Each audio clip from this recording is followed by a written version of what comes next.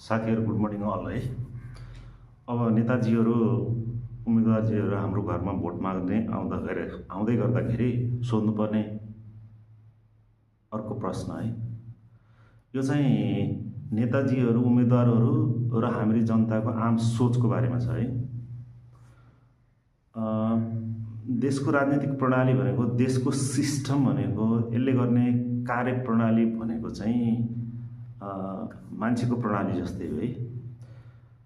भगवानले हजारौँ वर्ष पहिला नै यो मान्छे नामको सफ्टवेयर बनाउँदाखेरि, यो लिभिङ सफ्टवेयर बनाउँदाखेरि चाहिँ अब यस्तो दामी खालले बनाउनु भएको रहेछ कि मान्छेको मस्तिष्क छ, त्यो मस्तिष्कले जे भन्छ नि, त्यो मस्तिष्कले भनेअनुसार नै हाम्रो मुखबाट आवाज निस्किन्छ, हाम्रो बोली व्यवहारहरू निस्किन्छ, हाम्रो हात खुट्टाहरू अरू अङ्ग प्रत्यङ्गहरू त्यसरी नै चल्छन्।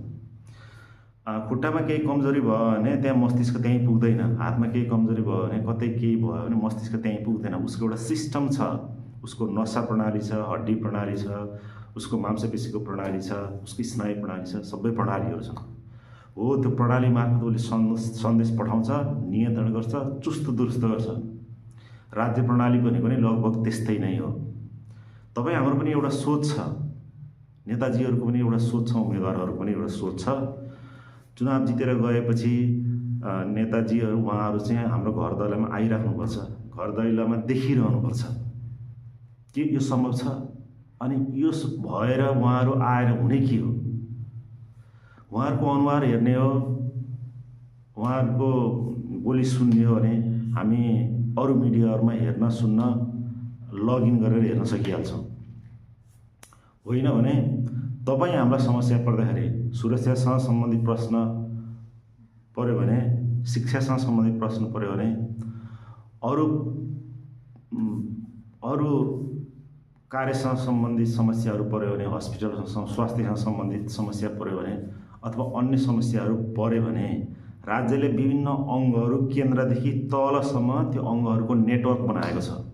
स्वास्थ्यको त्यस्तै नेटवर्क बनाएको छ, शिक्षाको पनि नेटवर्क बनाएको छ, सुरक्षाको पनि प्रणाली तलैसम्म पुग्ने गरेर बनाएको छ, अनि सार्वजनिक सेवा प्रवाहको पनि त्यसरी नै बनाएको छ, विकासको पनि त्यसरी नै प्रणाली बनाएको छ।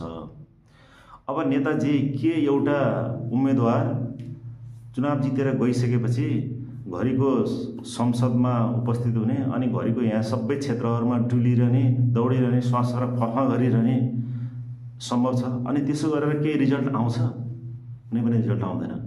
हो, उम्मेदवारजीहरू तपाईँहरू जितेर जानुभयो भने तपाईँहरू यहाँ आइराख्नु पर्दैन, देखिराख्नु पर्दैन। यहाँको समस्या के छ अहिले तपाईँहरूसँग सुनाउने विभिन्न माध्यम छ, अथवा तपाईँहरूले त्यसको लागि यहाँ नेटवर्क बनाउन पनि सक्नुहुन्छ।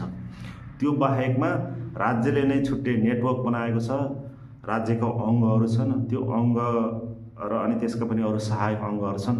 त्यो सबै अङ्गहरूको आफ्नो आफ्नो काम, आफ्नो आफ्नो क्षेत्र तोकिएको छ।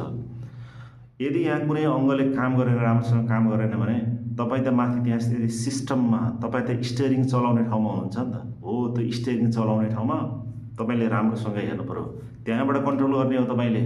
तपाईँ घर घर दौडिएर नमस्ते गर्दै हिँड्ने होइन, तपाईँले जनताको अगाडि मुख देखाएर मात्रै केही पनि हुँदैन, त्यसबाट केही पनि आउँदैन।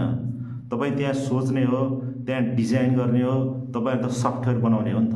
सफ्टवेयरमा कहाँ कहाँ बग छ, अब के चाहिँ एड गर्नुपर्छ, कुन चाहिँ फिचर्स थप्नुपर्छ, कुन चाहिँ थप्नु पर्दैन भनेर सोच्ने, छलफल गर्ने, त्यसको बारेमा अन्तर्क्रिया गर्ने, एकदमै धेरै होमवर्क गर्ने, त्यो हो नि त। जनताहरू तपाईँ हामीले पनि त्यसरी सोच्नुपर्छ।